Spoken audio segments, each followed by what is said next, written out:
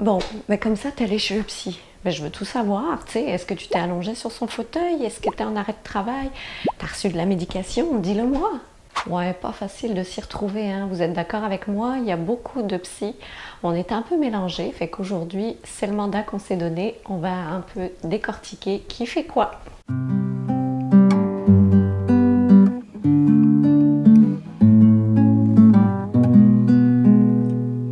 Bonjour, mon nom est Aglaé Lemarchand, je suis docteure en psychologie conférencière et aujourd'hui, on va essayer de différencier un peu quel psy fait quoi.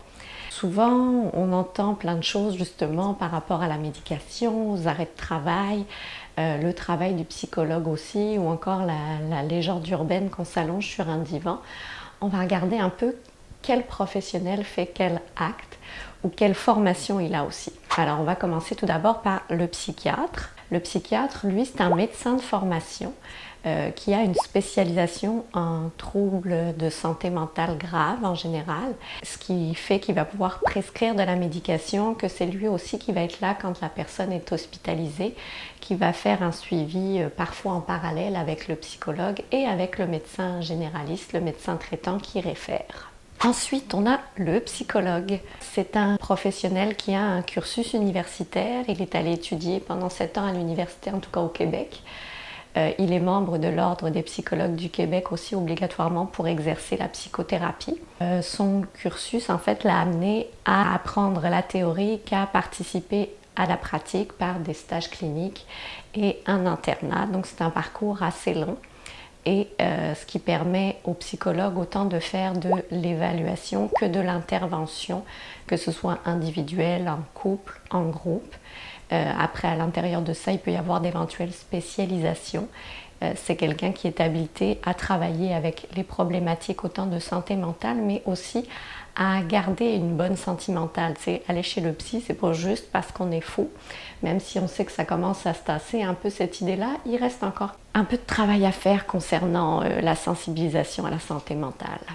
On a aussi le psychothérapeute.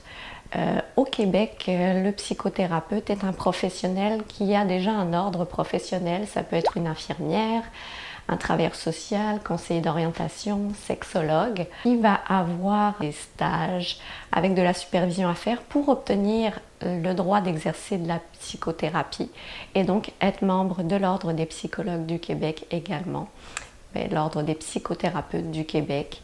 Donc, il a son parcours à lui spécifique et en plus, il a le droit de faire la psychothérapie qui est un acte réservé. Et enfin, on va parler du psychanalyste. Là, c'est là qu'on va s'allonger la plupart du temps. C'est pas forcément tous, mais en général, c'est là qu'il y a un divan où on peut s'allonger. Et donc là, c'est plus une méthode d'association libre, difficile, où la personne va être là pour un travail psychique en profondeur qui va être en général assez long, puis on parle même d'1 à 2 fois semaine, la fréquence, tout dépendant. Fait que les psychanalystes vont avoir eux-mêmes fait une psychanalyse pour ensuite pouvoir pratiquer puis être capable de rendre le service. Donc, c'est pas parce qu'on va chez le psy qu'on s'allonge. Tous les psys font pas sans rien dire. Il y a plusieurs approches aussi, fait que c'est vraiment de trouver la personne qui vous convient en fonction de ce que vous recherchez et aussi de la problématique qui vous amène à consulter. Alors, si cette vidéo vous a aidé, n'hésitez pas à la partager. Vous pouvez toujours vous abonner à ma chaîne YouTube et au plaisir de vous voir pour de prochaines nouvelles.